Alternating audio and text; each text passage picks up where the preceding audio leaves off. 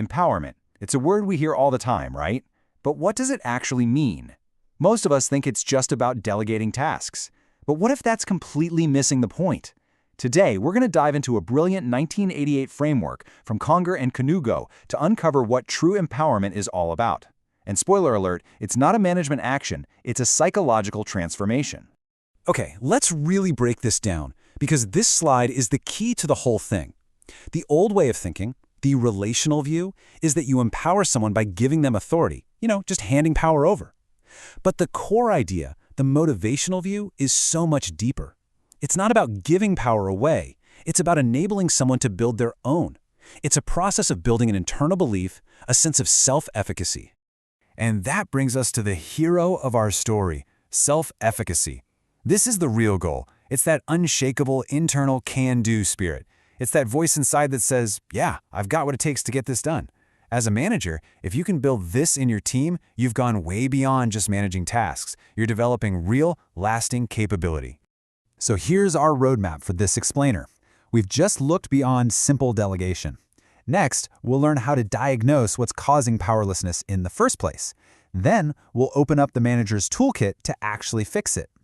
We'll see the incredible results of this process, and we'll end by asking a really important question about your own leadership style. Okay, let's get into stage 1, diagnosing powerlessness. See, empowerment isn't just some nice-to-have, fluffy concept. It's a remedy. It's a direct response to specific things in the workplace that are draining your employees' belief in themselves. Before you can build them up, you got to know what you're up against. The research shows that this feeling of being powerless isn't just bad luck or a bad mood. It actually comes from 4 specific conditions in the workplace. And the great news is, once you can name them, you can start to fix them. Now, what's so cool about this is how practical it is. Think of this as your diagnostic checklist. Under organizational factors, is there a ton of red tape? For supervisory style, is there a constant focus on what's going wrong instead of what's going right? Are your rewards totally random, or is the job itself a mystery? These aren't just minor annoyances, these are the very things that systematically crush an employee's self-efficacy. So, you've done your diagnosis, you've pinpointed the problems, now we get to shift from just analyzing to actually doing something. Welcome to stages 2 and 3, where we open up the manager's toolkit and start building. Here it is, the entire 5-stage model all laid out. We just finished stage 1, the diagnosis. Next up are the really active stages, putting specific strategies in place and, crucially, providing the right kind of information. These steps are what lead to that internal feeling of empowerment, and that, in turn, leads to the new behaviors we're all hoping to see. And this shows the direct link perfectly. This isn't guesswork. If your diagnosis found an authoritarian style, the solution is participative management. If rewards feel totally random, you counter that with rewards based on actual competence. If roles are foggy, you provide crystal clear goals and the freedom to get there. Every single problem has a specific tool in the toolkit. But just removing the bad stuff isn't enough.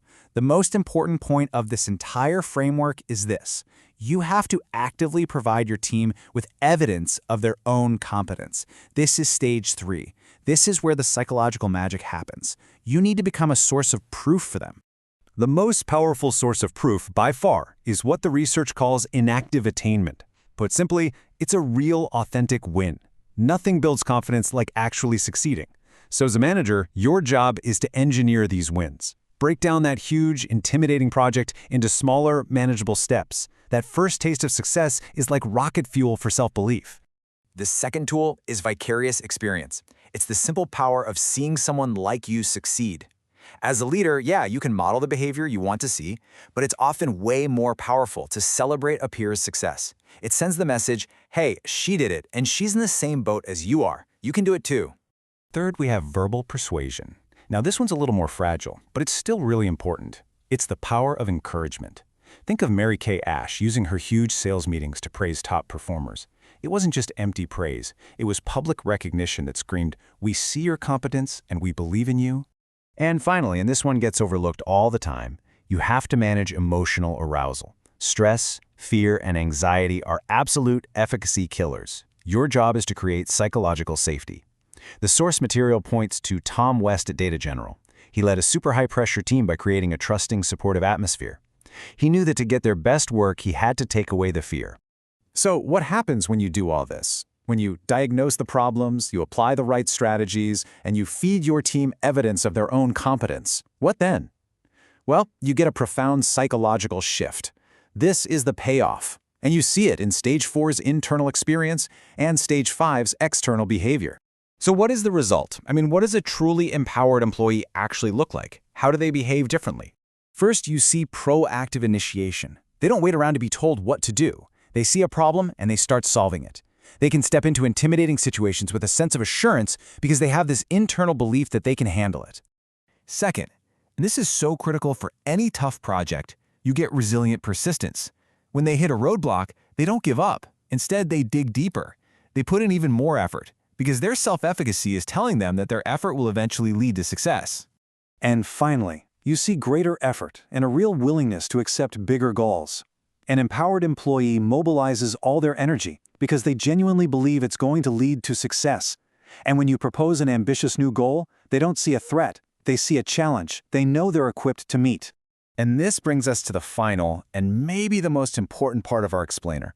It's time to turn the lens back on ourselves and really reflect on our fundamental identity as leaders. Are we here to control, or are we here to enable? Just look at this distinction. The controller manages by the book, focusing on delegating tasks and holding on to authority. But the enabler, they have a completely different mission. They manage by developing people. Their entire focus is on systematically building the capability and the self-belief of their team. One manages the work, the other builds the worker. So I'll leave you with this question to think about.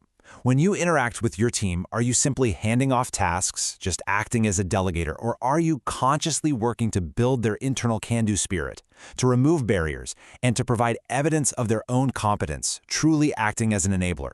The difference between those two is a difference between a team that's just managed and a team that's truly empowered.